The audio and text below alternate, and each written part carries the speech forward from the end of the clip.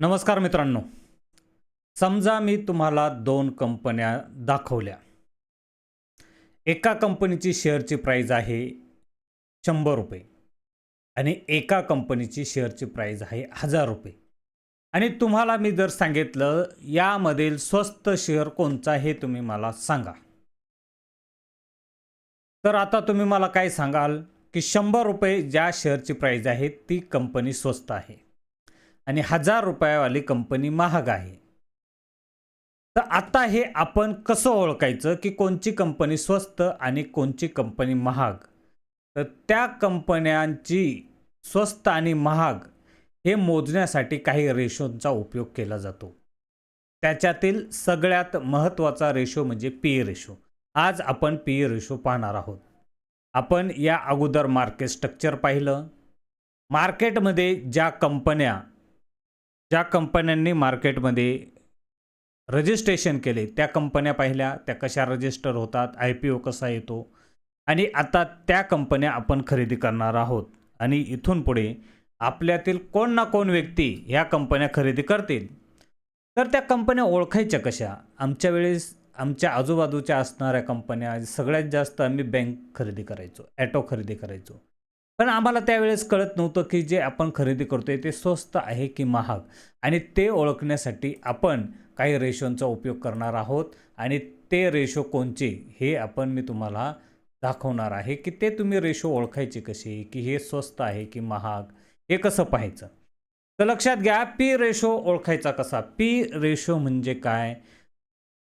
Price to earning ratio. म्हणजे P रेशोचं काय? एका शेअरची प्राइस किती आणि त्या शेअरच्या प्राइसनी किती कमवलं, म्हणजे अर्निंग पर शेअर.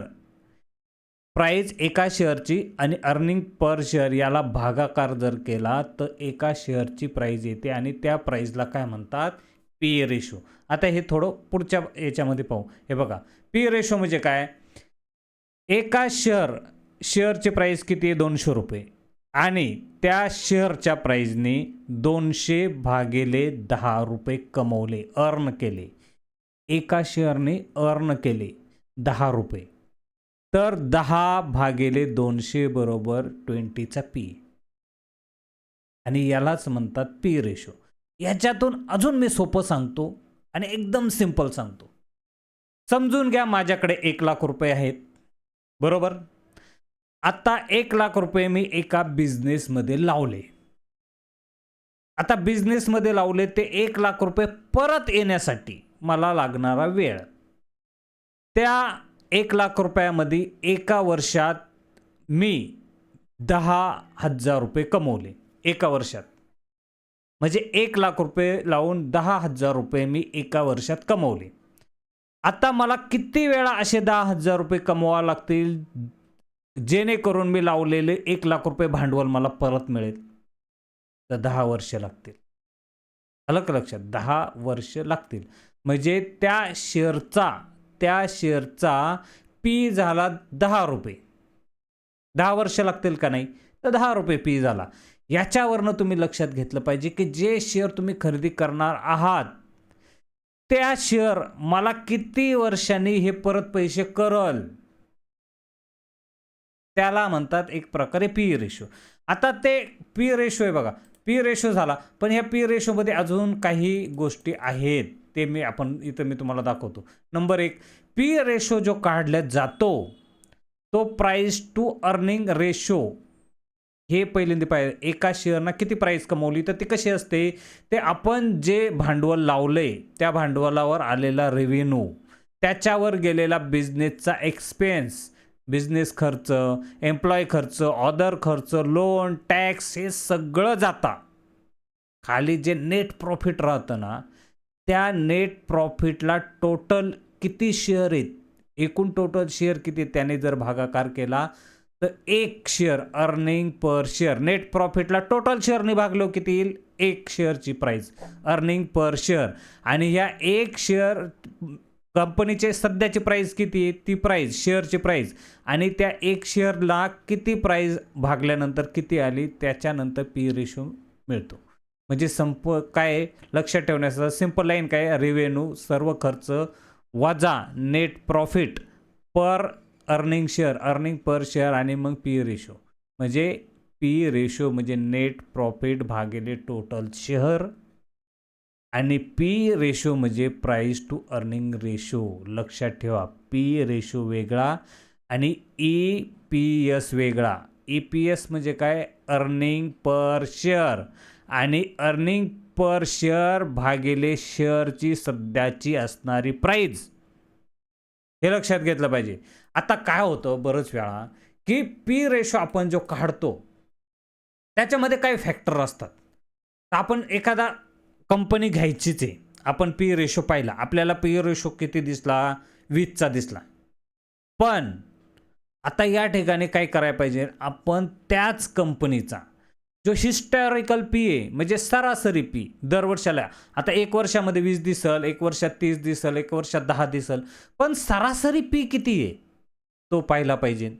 त्याच्या जास्त आहे का कमी सध्याचा पी, करंट पी कसा आहे, त्या कंपनीच्या अजून जे कंपनीबरोबर असणारे दुसऱ्या कंपन्या आहेत त्याच क्षेत्रातील त्या कंपन्यांचा पी रेशो कसा आहे.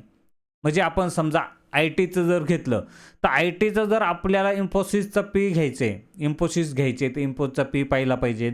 इन्फोसिस बरोबर त्याच क्षेत्रात काम करणाऱ्या दुसऱ्या शेअर आहे, टी सी एस आहे, विप्रो आहे, अजून ज्या दुसऱ्या कंपन्यात त्यांचा पी पाहिला पाहिजे. त्यांचा काय म्हणतोय, त्याच्यापेक्षा हा कमी का जास्त आहे, अलग लक्षात. आणि ह्या आय टी क्षेत्रातील इंडस्ट्रीचा पी रेशो काय, इंडस्ट्रीचा पी रेशो काय, त्याच्यापेक्षा जास्त आहे का कमी. म्हणजे हे 3 गोष्टी महत्त्वाच्या पाहिल्या पाहिजे. हिस्टॉरिकल पी काय आहे त्याचा, आपल्या शेअरचा, आपल्याबरोबर दुसऱ्या कंपन्या काम करतात त्यांचा पी काय, आणि आपल्या इंडस्ट्रीचा पी काय, हे पण या ठिकाणी पाहिलं पाहिजे. तरच आपण, नाहीतर आपण काय करतो, गडबड करून टाकतो. मग आम्ही सुरुवातीला हे खूप गडबड करायचो, आम्हाला कळायचंच नाही. आम्हाला जे शेअर दिसतात आम्ही ते घ्यायचो, ते महाग आहेत का स्वस्त आहेत याच्याबद्दल काही देणं घेणं नाही. शेअर घ्यायचा, प्रॉफिट झालं तर ठेवायचा, म्हणजे विकायचा, लॉस झालं तरी विकायचा, दोन्हीकडनं लॉस. म्हणजे प्रॉफिट किती होईल याचे अंदाज नाही, लॉस झाला तर हा लॉस जास्त नको म्हणून विकून टाकायचा. म्हणून आपण कंपनीचा कोणताही शेअर घेताना काहीतरी रेशो पाहिले पाहिजेत. आणि आता इथून आपण सगळे रेशो पाहणार आहेत.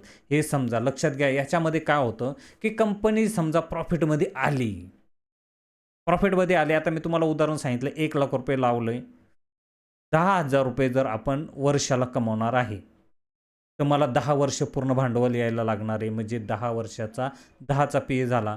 परंतु त्याने प्रॉफिट जास्त कमवलं, 10,000च्या ऐवजी 20,000 कमवलं, तर माझा पी 5 वर्षात रिटर्न येणार आहे ना मला, मग माझा पी 5चा राहील. सेम फॉर्म्युला आहे बघा इथं. सेम फॉर्म्युला काय आहे, समजा 200 रुपये लावले आणि त्याचं प्राईस टू अर्निंग रेशो किती आहे, 10 रुपये, म्हणजे पी किती झाला 20चा, 200 भागिले 10 म्हणजे 20, अलग लक्षात. आता त्याच्याच ऐवजी काय झालं, तो 10चा आहे म्हणजे 300 रुपयाचं समजा हे झालं, तर तो किती येईल, 300 भागिले 10 म्हणजे 30चा होईल, अलग लक्षात. म्हणजे इथं काय झाले, इथं लॉस झालाय. कंपनीला पहिल्यांदी 10चा होता म्हणजे 20चा होता, तर कंपनीला आता जास्त वेळ लागणार आहे. म्हणजे आता किती झाला, पी झाला 30चा, पी झाला महाग, अलग काय. पी तोच आहे, प्राईस काय, शेअर प्राईस वाढलेली, शेअर प्राईस वाढलेली, मला आपल्याला काय करायला लागणार आहे, वेळ लागणार आहे. शेअरची प्राईस वाढली, आपल्याला वेळ लागेल, कारण प्रॉफिट तेच आहे ना, प्रॉफिटमध्ये काही चेंज नाही झाला. प्रॉफिट काय होतं, पहिल्यांदा 20चं प्रॉफिट होतं, अर्निंग काय 10चा होता, म्हणजे पी किती होता 20. आता प्राईस, शेअरची प्राईस काय झाली, 200वरून झाली 300. आता कमवतो आपण 10 रुपये, मग आता किती वर्ष लागतील, 30 रुपये, 30 वर्ष लागतील आपल्याला परत पैसे यायला, अलग लक्षात. त्यामुळं पी रेशो सगळ्यात महत्त्वाचा आहे. एक्झाम्पल इकडं पण दिलेले, प्राईस अगर 200, अर्निंग पर शेअर 10 असेल तर 20, आणि प्राईस 200 प्राईस राहिली 200च, कंपनी अर्निंग वाढली आणि कंपनीची अर्निंग वाढली, या दुसऱ्या याच्यामध्ये 10 रुपयावरनं किती झाली, 20 रुपये. मग आता काय झालं, 200 भागिले 20 बरोबर 10. म्हणजे एका याच्यात मी काय सांगितलं की समजा तुमचे जे 10,000 रुपये कमवतात त्याच्याऐवजी 20,000 कमवले, तर तुमचे लवकर भांडवल ओपन होणार, लवकर येणार तुम्हाला पैसे. म्हणजे ते 5 रुपये राहिलं आणि तेच जर 10 रुपयाचं काय आलं, ₹5 आलं.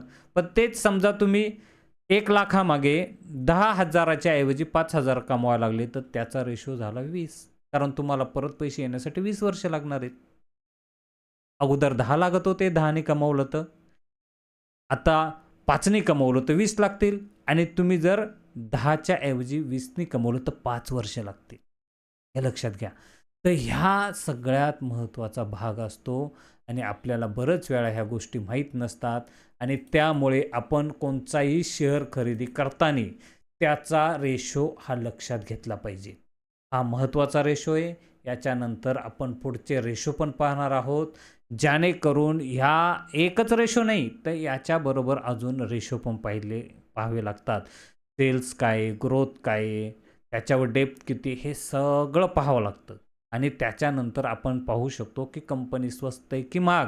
हे एकदम मी तुम्हाला सिंपल लँग्वेजमध्ये सांगाल, तुम्ही जास्त गडबड करायची नाही. फक्त तुम्हाला कळालं नाही तर तोच व्हिडिओ डबल तुम्ही ऐकायचा.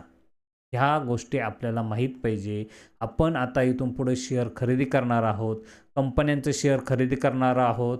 ती कंपनी स्वस्त आहे की महाग आहे हे आपल्याला कळलं पाहिजे.